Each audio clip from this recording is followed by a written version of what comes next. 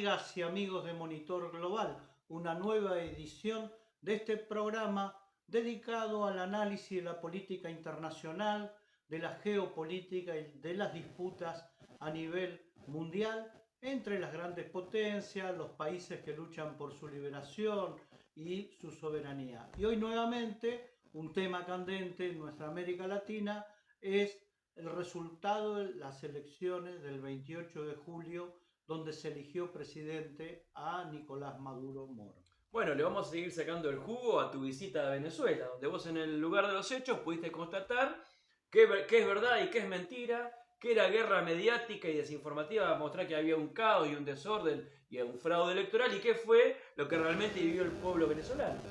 Es verdad, 1.360 veedores internacionales de los 5 continentes. No es poco. Se recorrió cada uno de los centros de votación, fue todo en paz. La oposición, incluso la más radicalizada, la más violenta, lo tomó con mucha calma hasta el resultado. A las 5 de la tarde de ese 28 de julio, María Corina Machado La fascista.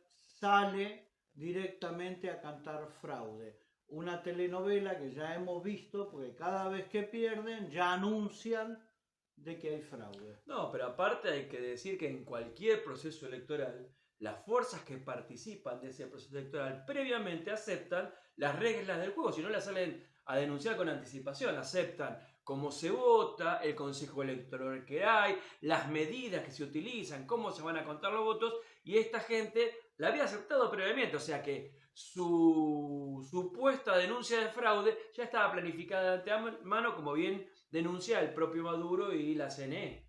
No, está claro que el sector de Corina Machado y de Urrutia no están interesados en los procesos electorales, sino que su apuesta es a la intervención militar norteamericana, a la injerencia de los países, bueno, el autodenominado Grupo Lima, donde los países y payos neoliberales que hay en nuestra América Latina acompañaron a coro la posición Muchos de esos golpistas, porque viven actualmente una ruptura del orden constitucional en sus países. Estamos hablando de Perú en particular, Boluarte, que es la presidenta autodesignada por las Fuerzas Armadas peruana, que dieron un golpe de Estado hace poco tiempo contra el legítimo presidente que era Pedro Castillo. Sí, como bien y con mucha grandeza planteó el presidente mexicano en la conferencia de prensa, dijo, ¿cómo puede ser que un representante del gobierno norteamericano, en este caso Blinken, desde otro país y al día a día, ¿quién ganó o no ganó las elecciones? Y se alineen todos como si fueran a las 24 a horas. las 24 horas.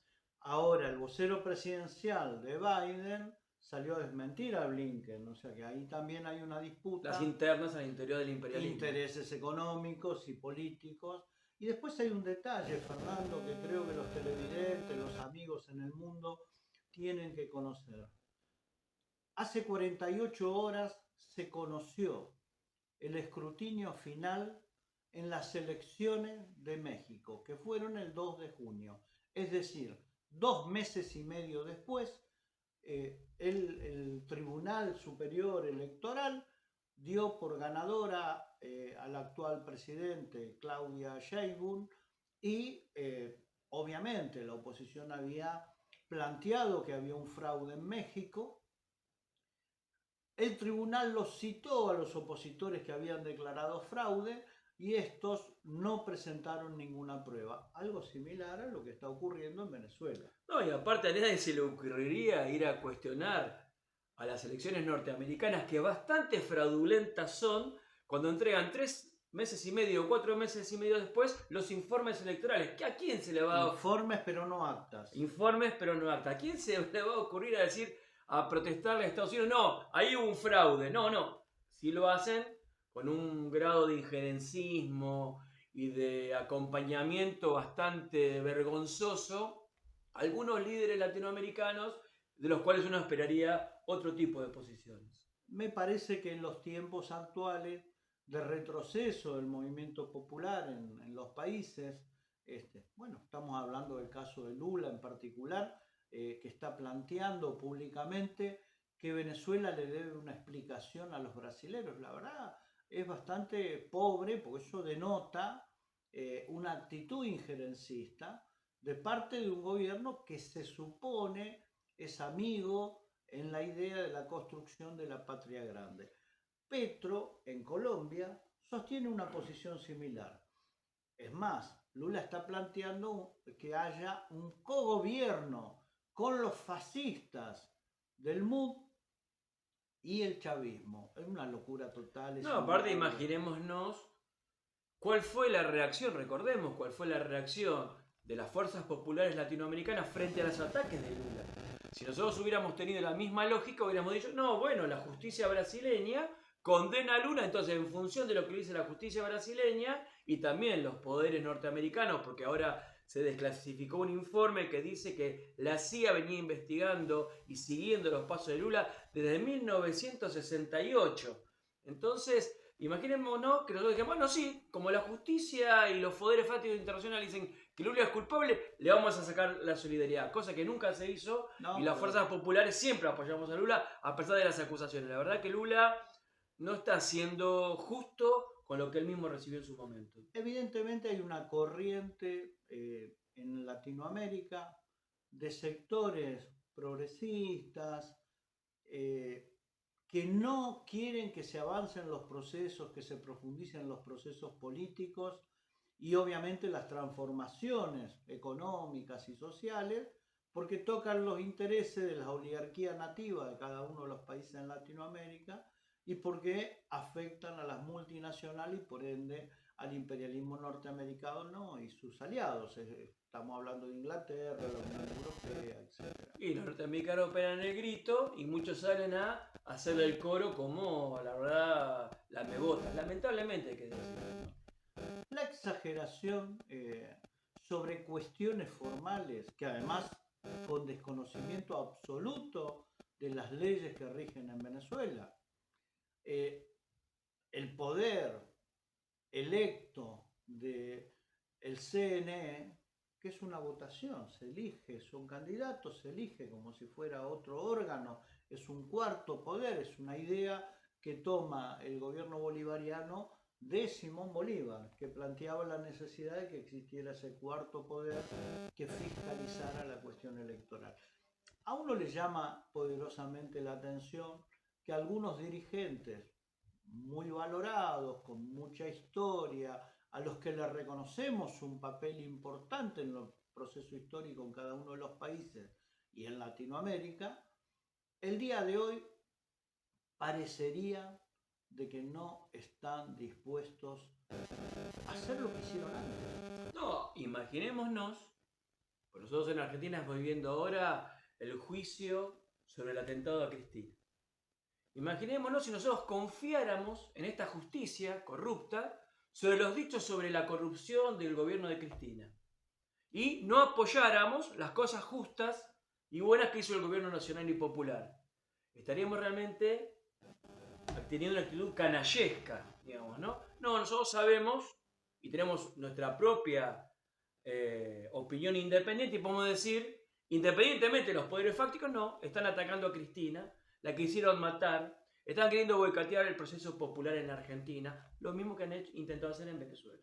Además, hay una diferencia fundamental en estos gobiernos y en estos dirigentes de los que estamos hablando, que están de alguna manera alineándose con Estados Unidos en su posición de no reconocimiento de la legitimidad de las elecciones del 28 de julio próximo pasado en Venezuela, donde se elige presidente, porque van a contramano, me parece a mí, del proceso histórico, porque la hegemonía norteamericana está resquebrajándose a nivel mundial y el retroceso es más que evidente. Es más, Estados Unidos está planteando y ya ha firmado un convenio preferencial con el gobierno bolivariano, que es el que le permite tener el petróleo venezolano a través de una empresa norteamericana, Chevron, a precio diferencial hasta el 2050. No, y aparte hay que decir que gran apoyo recibió el proceso venezolano y el acto electoral de lo que conocemos como los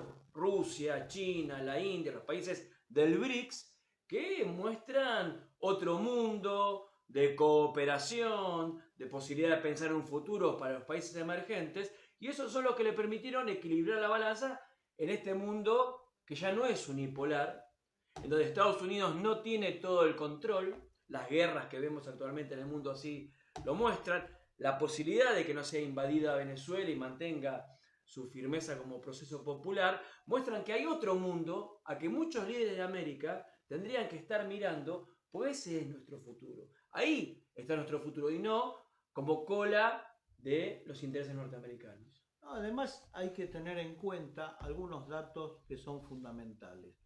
El problema de Venezuela no es la democracia, hay una democracia participativa, no de carácter representativa. Ahora el 25 de agosto va a haber elecciones a los consejos comunales. Estamos hablando a un mes apenas de las elecciones presidenciales.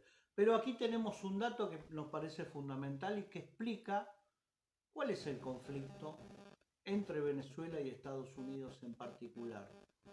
Se llama 300.000 millones de barriles de petróleo. Uno diría, tonto, es el petróleo. Esta es la discusión con algunos sectores demócratas liberales que pretenden mantener de alguna manera la forma de la democracia representativa, pero que, como en el caso de Argentina, vemos profundas limitaciones. Tenemos un presidente que ha surgido de una sopa inventada por los Estados Unidos, las corporaciones y los multimillonarios en Argentina, que además en términos políticos se lo podría definir, casi diría yo, como un neofascista.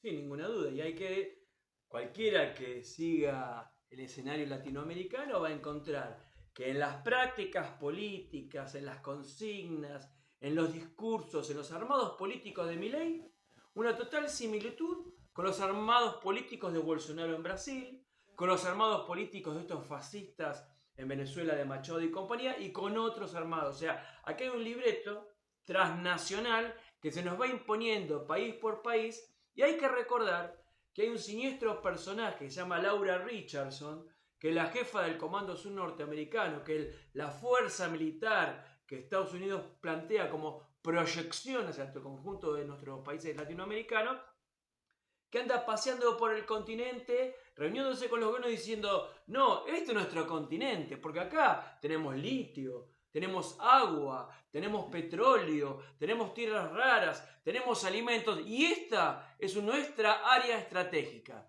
Entonces, frente a eso, es lo que nosotros tenemos que ver realmente nuestro peligro estratégico, y no en la posibilidad de desarrollarnos de cara al mundo que está creciendo económicamente. El precio de la libertad siempre es muy duro porque los países centrales, más desarrollados, más potentes militarmente, pónganle el adjetivo que ustedes quieran, nosotros lo definimos como países imperialistas, no van a permitir o van a intentar hacer lo imposible para que estos países que construyen su soberanía política, que construyen su libertad como naciones, van a confrontar indudablemente con estos grupos económicos multinacionales a nivel mundial que tienen mucho dinero. Estamos hablando de la banca Rothschild, donde, bueno, el Estado de Israel tiene mucho que ver en toda esta situación. El grupo Bilderberg, que junta a esos multimillonarios que pretenden dirigir el mundo y ser los amos del mundo. Pero yo, antes que se me vaya de la cabeza, te escuchaba hablar de Laura Richardson, y es interesante. Esto para los amigos demócratas, es decir, las personas que están muy preocupadas por las formas cuando gobierna el pueblo, pero no cuando gobierna Milei, cuando gobierna Macri, que arrasan con todos los derechos, ni hablar en los países latinoamericanos, bien como decía Fernando, en Perú el golpe de Estado que ungió como presidente a Boluarte y que ha sido una matanza. Recordemos el golpe de Estado contra Evo, que por suerte se ha recuperado. el gobierno por parte del movimiento popular, pero no sin fricciones. Y recordando a Laura Richardson, yo para los amigos demócratas, ¿no? Preocupado de la forma. La flota que conduce la Richardson se había desactivado en 1950 y se volvió a activar, o casualidad, después que Brasil descubre el presal, los 13.000 millones de barriles de petróleo que según Lula va a potenciar la segunda independencia de Brasil. Alguien diría, tonto, es el petróleo. Es el petróleo nuevamente. Y la energía. ¿Por qué los Estados Unidos, más allá de si es Trump, si es Kamala Harris, no importa quién sea el presidente, cualquiera de ellos requieren de la energía que producen los países latinoamericanos, particularmente porque Venezuela está ahí en un trechito, es más económico. En un mundo en guerra que complica el comercio internacional y que aparte los BRICS, con la incorporación de Arabia Saudita, controlan el 82% de todo el crudo mundial, lo que lo pone en una situación de desventaja frente a ese recurso de Estados Unidos. Por eso es importante, aunque sea modesto nuestro aporte, a la lucha de las ideas. Desde todas las plataformas que controlan estos monopolios, que son financiados por los monopolios del armamento, del petróleo, del litio, de los multimillonarios, los grandes medios, se está generando una gigantesca campaña mediática de consignas contra Venezuela, contra los gobiernos populares, contra los procesos latinoamericanos. Y es necesario, imperioso, fundamental que no caigamos en las trampas que nos venden estos grandes medios concentrados y que los grandes líderes que uno admira por haber tenido tal o cual actitud tampoco sean peones de esas políticas imperiales. Bueno, la comunicación y la verdad son estratégicos. Ahí decía alguien en otro momento que la verdad es la primera víctima de cualquier conflicto. Bueno, este ha sido un panorama que tendremos que seguir profundizando porque esta es una historia que está en desarrollo. Es así, ¿no? Pincelazos de la realidad. Llegamos al final, amigos, los saludamos a todos los televidentes, Monitor Global, desde aquí nuestra solidaridad con el heroico pueblo bolivariano. Sí. Hasta el próximo programa.